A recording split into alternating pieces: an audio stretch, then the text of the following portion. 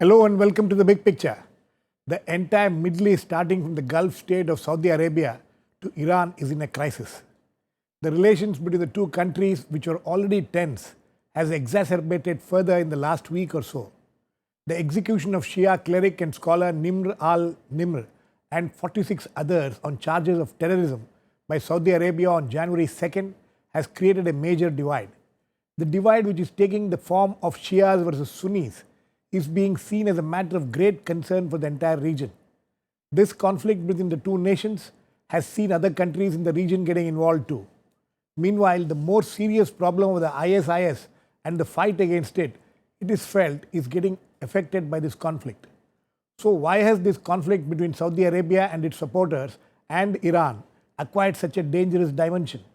How will the Shia versus Sunni angle play out in the subcontinent as far as India and Pakistan is concerned? What will be the impact on the fight against ISIS by this conflict? We will look at all this today with Professor A.K. Pasha of the Center for West Asian Studies at the JNU, Wajahat Habibullah, former Chairman, National Commission for Minorities, S. Nihal Singh, veteran journalist, and Wail Awad, senior journalist and West Asia analyst. Welcome to all of you. Professor Pasha, was this execution the last straw on the camel's back to say so, or has this been building up this kind of a situation? It's been building up for quite some time. If one can go back to 79, Iranian Revolution, that is the real turning point, because the Iranian mullahs led by Ayatollah Khomeini dubbed the monarchy, especially Saudi Arabia, as un-Islamic. Number two, they called these monarchies as puppets of the United States. And there was this talk about export of Iranian revolution and support for popular revolt and so on and so forth, which exhibited itself in Bahrain. There was a coup attempt. It was alleged that Iran was behind.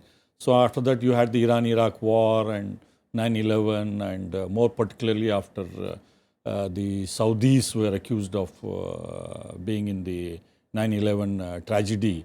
After that, the nuclear program, sanctions, so on and so forth.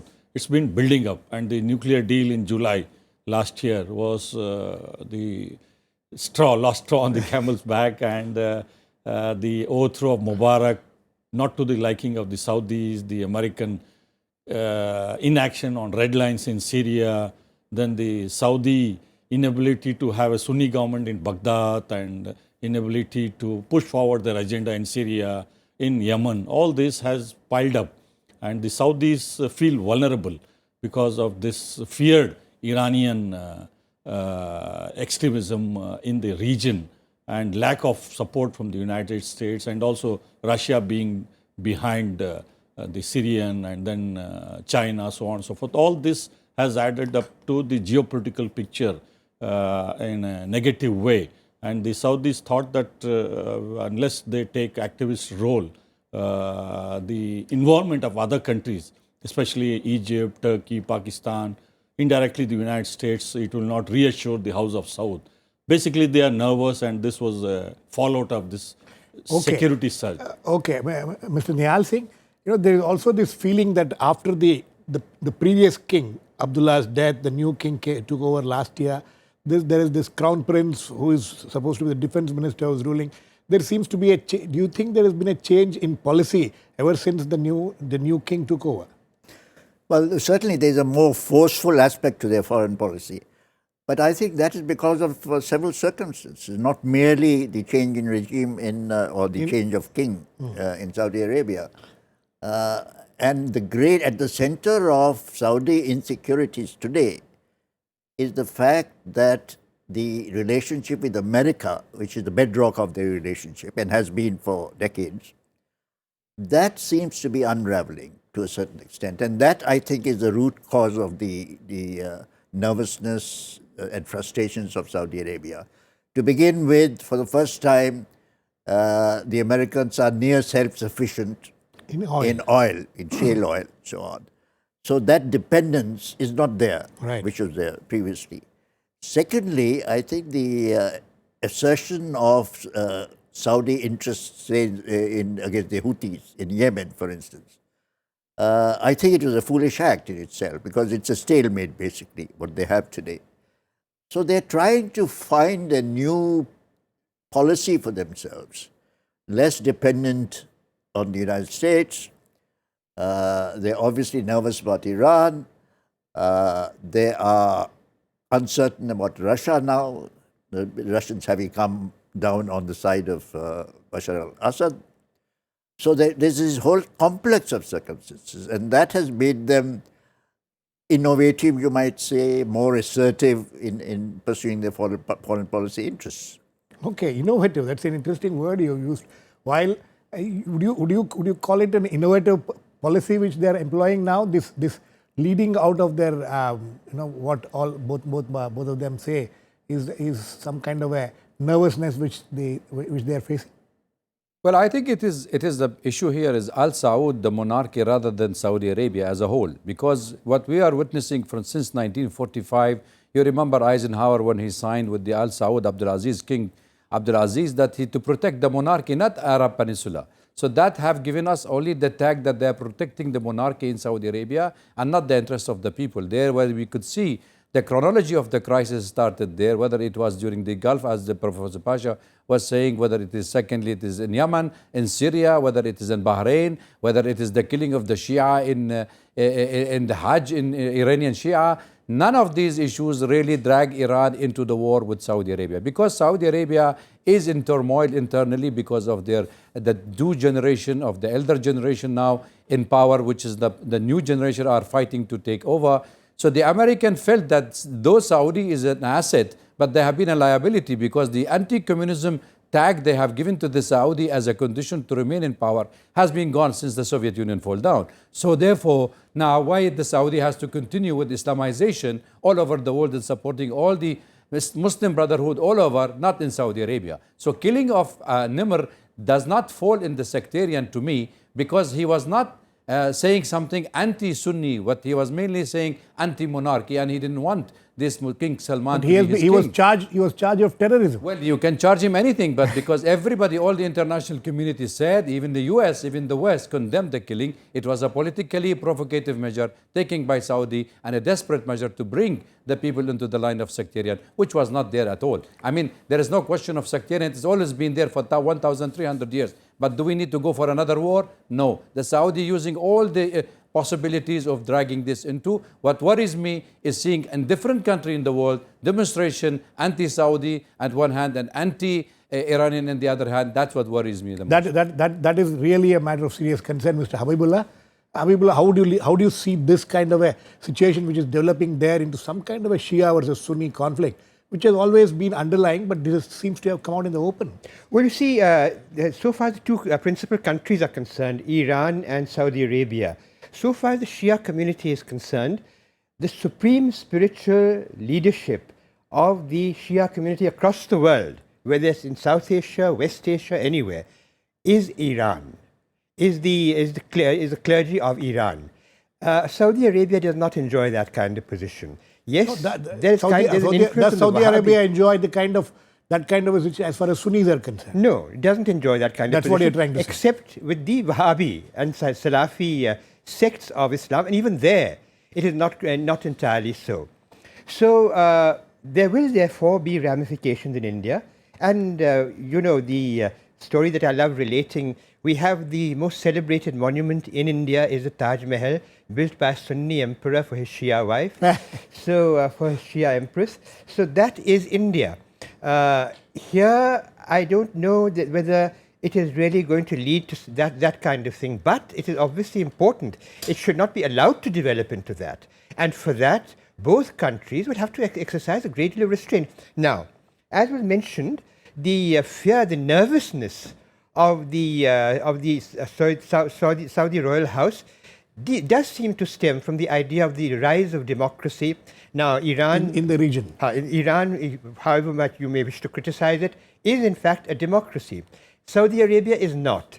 But in Saudi Arabia also there is a yearning for greater public participation in governance. I think this is the time of evolution. It is moving in that direction. The world and the countries concerned must take care that it does not dissipate into a conflict between Shia and Sunni, because if it does, it will have widespread ramifications across West Asia, of course, where every country, whether it's Shia majority or Sunni majority. Now you have a country like Bahrain, which was mentioned earlier, which has a large Shia majority, but is ruled by a Sunni Right. king. So you will have ramifications across West Asia, and it will then spread into the other parts of the world. So it can be a terrible destabilizing influence across the world. Already, the world is paying the price for what has happened in Syria. The world is paying the price for what ISIS is doing. But in these matters, we cannot afford to let this kind of conflict get out of hand. Professor Pasha, what is the motive of Saudi Arabia? Knowing fully well that what this can lead to from what you people are saying and what is being written, it's very evident that this can lead to some kind. If it escalates, it can lead to it can bring the entire world under a crisis. What is the motive? Yes, the Just Saudis. just this nervousness or insecurity, they're trying to play it up. Or? No, what they are trying to do is to enlist other countries. The first line of defense, they feel Egypt, Turkey, and Pakistan. In fact, yesterday the defense minister was in Crown Prince Minister of Defense was in Pakistan. Right. And then the Turkish President was in Riyadh, and Egyptian Sisi is a frequent visitor to Riyadh. They have been trying to convince unsuccessfully. All these three countries, the Saudis expected would participate on their behalf in Yemen, for example. That did not happen. I mean, neither Pakistan was able to send troops, nor Egypt, nor Turkey. But the second line of defense they are trying to involve is the United States, Right. to rope them back somehow that Iran is a terrible mischief maker and the United States need to get back. But that doesn't seem to be impressing President Obama because of the series from Afghanistan to Libya to Iraq, so on and so forth. But what they are trying to do is to convince the GCC.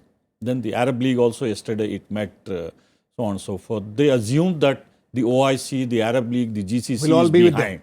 But within the GCC, the Omanis don't line up. The UAE refused to break diplomatic relations. The Kuwaitis also in a similar fashion. And in the Arab League also there are differences. Except Sudan and Djibouti, none are willing to toe the Saudi line, let alone the OIC countries.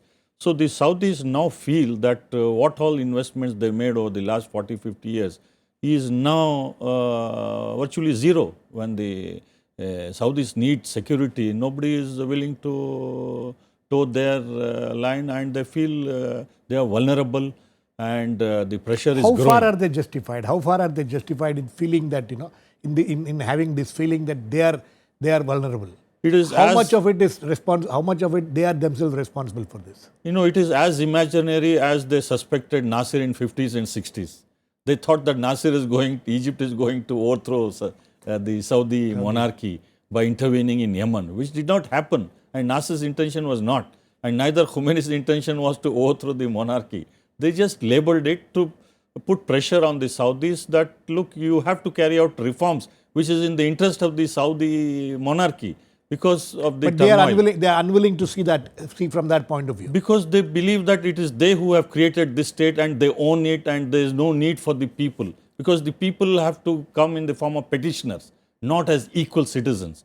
So in that way, there is a mismatch between the four regions which were occupied forcibly by the Saudis, the Shia region, because there, Nimr would have been a very inconsequential leader.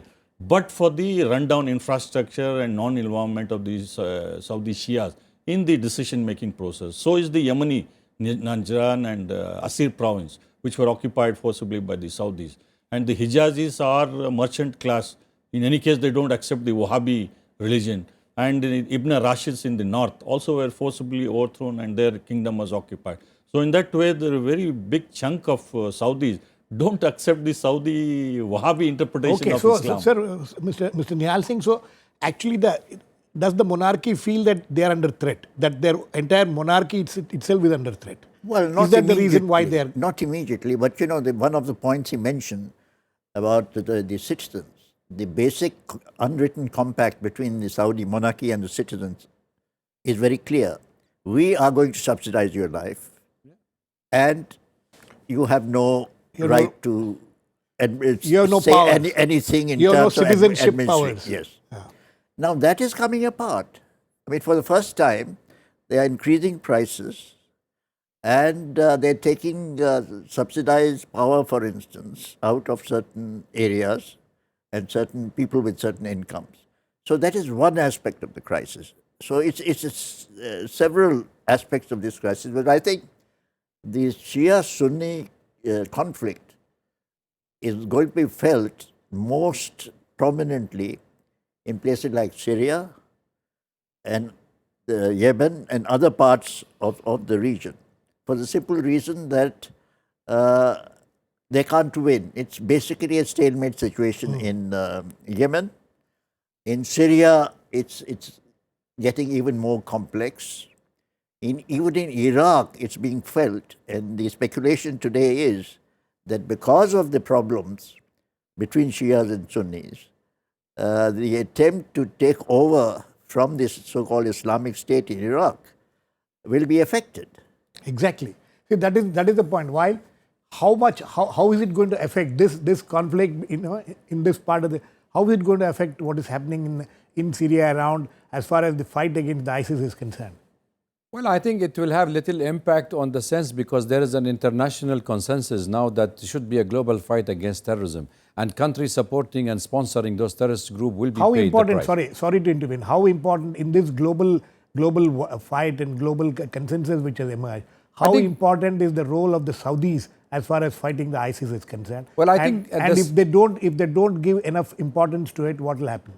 I think it's not the importance. It is as they have, this is the custodian. They have been the custodian of the two holy shrines, but the US has been the custodian of the GCC.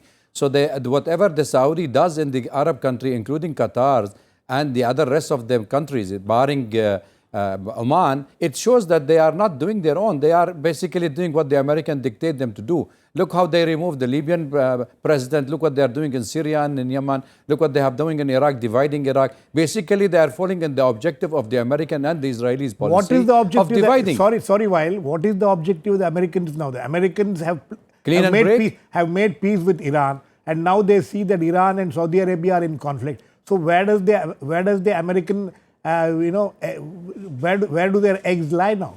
Well, let me take it the other way around. Let us see what would have been prosperity of the Arab world if Iran and the Arab world, including Saudi Arabia, are together in that. The American put one hand in with the Iranian at the time when they have broke the relation for 30, 40 years, 35 years since the revolution has come, 1979. Can you tell me why now there is a rift between, there is a policy in the region to continue to be instability, clean and break policy, the audit plan for dividing and rule. Saudi Arabia is now in danger of dividing into three, and that is they have been talking about for years now. Saudi will be the Vatican and the Holy Shrine. The east part will take in with the Bahrain and with the Yemeni. So there is a danger. If the Saudi does not recognize that there is going to be more division in the Saudi, I think they're doing more harm to the Muslim country and to Syria in particular and Yemen and Iraq for the division of the future of the Arab country stability. These are the issues has to be on the table. And when we discussed the security framework on the Arab in 1990, it was the Saudi who opposed it in Abu Dhabi. And they said, no, we should not have a kind of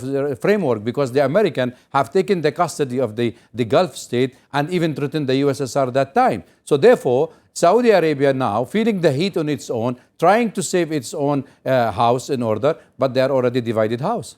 Okay, they are a divided house, Mr. Habibullah. Now coming to coming to India and Pakistan. Now, as Professor Pasha was pointing out yesterday, the Saudi Defense Minister, the Crown Prince, was there. There has been certain, assurances which has come from the Pakistan Army, which apparently saying that we will not allow anybody to take Saudi Arabia's and the support of the Pakistan. Where does India stand in these things? How does India deal with this kind of situation? Well, India, of course, has good relations with Saudi With Arabia. both. India has very good relations with Iran. Iran is just next to Pakistan. Pakistan has also been quite cautious, as you know, when the Saudis actually asked for their troops in Yemen, they said no. they have a problem within their own country. And as I mentioned, if this conflict is allowed to get out of hand, then it will affect all these countries, and then it will also affect India. But for the time being, India's best stance would be try and bring about build truce, some kind of relationship between Iran and we are well suited to that. Why are we well suited to that? Because the reason that I tell you that we have a large Shia community, we have an even larger Sunni community, we have also a large Wahhabi community in India.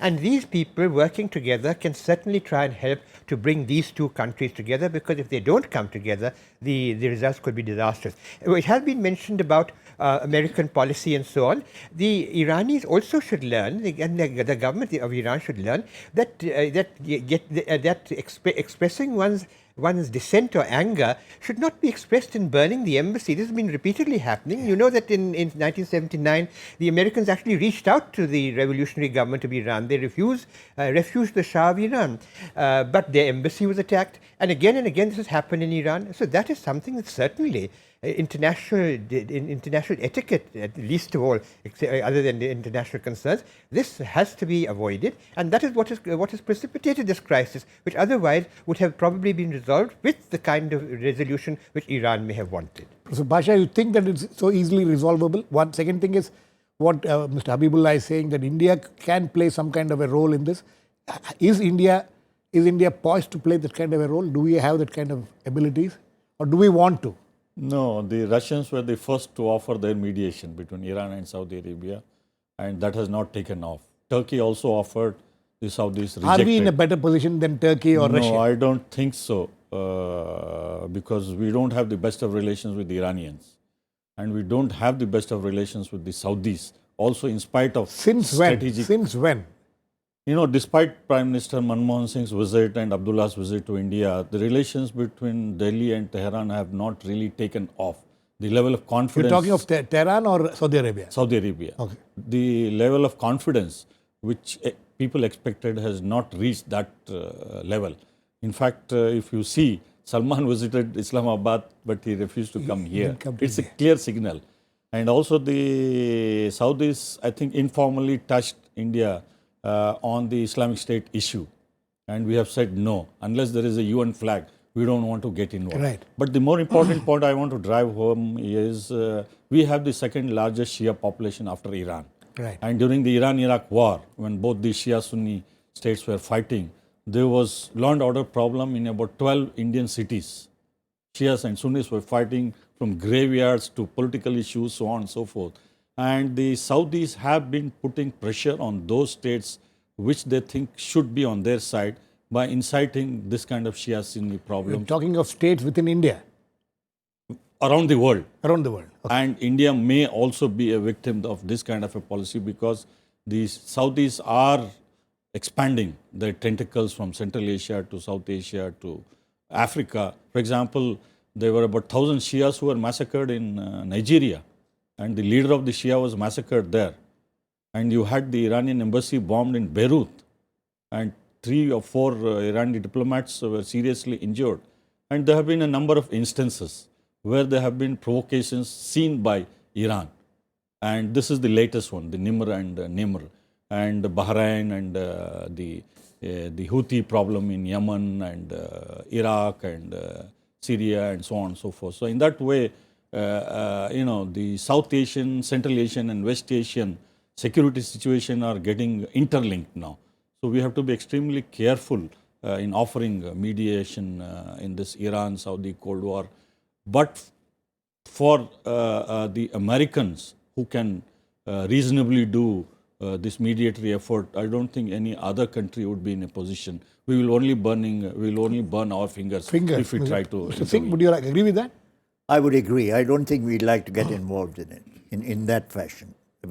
Apart from appealing to both sides to make up and so on. In fact, that is what Mr. Nawaz Sharif, the Pakistan Prime Minister, seems to have. The army is taking army chief is saying something different. The Pakistan Prime Minister is asking them to come to the negotiating table. Well, Pakistan has a difficult and different problem to ours, because they offer full support to Saudi Arabia. Yes. Even on this issue, they've offered full support. Right. And you've seen the interactions between Pakistan and Saudi Arabia. In our case, it is clear we do not want to get involved. in terms of the Shia-Sunni thing, in view of the Shia population we have, apart from, of course, the Sunni population, which is larger. But Shia population is considerable. Right. So our interest would be to see that the consequences of this schism do not appear in India. That is our main interest at the moment. Okay, but Mr. Professor Pasha, as far as the fight against the ISIS is concerned, how much is it going to be affected? This conflict between these two and other countries in the region joining hands with one of these countries. Although there is convergence between Iran and Saudi Arabia, Is there convergence? There is a convergence. In fact, the Americans and the Russians have almost persuaded them. But what is happening is in Iraq, for example, Iran was fighting. Now that seemed to be a different scenario altogether. But what is important in the long run is the IS is having its eye on Saudi Arabia. If they are pushed from Syria and No, but Iraq. there is also this feeling that ISIS may have some indirect support from Saudi Arabia. How far is that a valid? No, there is a recent survey which shows that 92% of the Saudis support the IS. In fact, what they are doing, whether it is executions or the extreme form of interpretation of Islam, the IS also is doing the same thing. Exactly. The only thing is they are recognized by the United States and the rest of the world. And the IS is an outlaw territory in the international parlance. So in that way, there is not much of ideological difference, fundamental difference between the IS and the Saudi. In fact, the initial 40 years of the Saudi kingdom were exactly the same what the IS has been doing on ground for the last year and a half. So in that way, the IS is a baby growing out of Saudi kingdoms. Frankly, I doubt if the Saudis would want to identify themselves with the Islamic State or ISIS. But no, certainly they don't want to openly identify themselves. But what he is saying is, Mr. Habibullah, would you agree with that? That there is not much difference between what the Saudis do and what the IS is doing. Well, you see, it is a case of, nurturing a snake, which then turns around to bite you. This is the kind of thing that has happened. I would not agree to this extent. I think the IS has just moved much further. To a much more extreme. Saudi Arabia, the ideology is basic. The puritanical ideology has been the Wahhabi ideology. Its expression, we have a number of Wahhabis in our own country, the Ahl Hadith. It has not necessarily been a violent expression of religion in our country. And I've had a lot to do with, from Kashmir to Lakshadweep, I've had a lot to do with members of the Wahhabi community.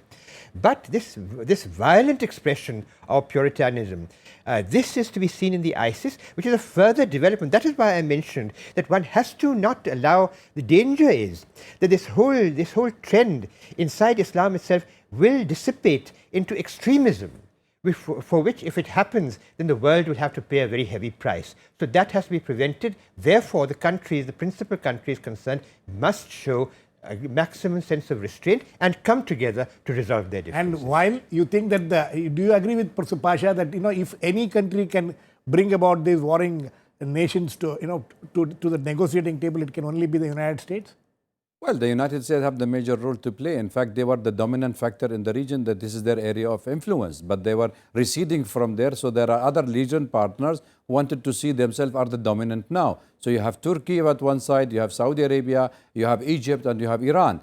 The unfortunate part here is that we have already given ourselves the mistake of the Arab policy toward each other, have given the space to the Iranian to intervene in the Arab countries. So therefore, if we don't look at our own visionaries having a clear missions of our own destiny, then I think we are in trouble to be faced, because we are playing at the dangerous enemy's hand, at our adversary. I think Saudi Arabia realizing this, and if we don't want to see it from the Saudi angle to it, I think I should see it also from the regional angle. Why should be a rift between the Saudis and the Iranian on other issues of Muslim countries? If you wanted really this place to prosper, you don't have to pour money. You have to stop the checkbook diplomacy, which have created the crisis there. Okay, I think on that note we need to end. But the fact is that there is a dangerous situation developing there, or already developed there. How it's going to be resolved is something which nobody seems to have an idea, but we'll have to wait and watch how it will all develop. Thanks to all my guests. Please keep watching. We'll come back with another issue in the big picture, same time tomorrow.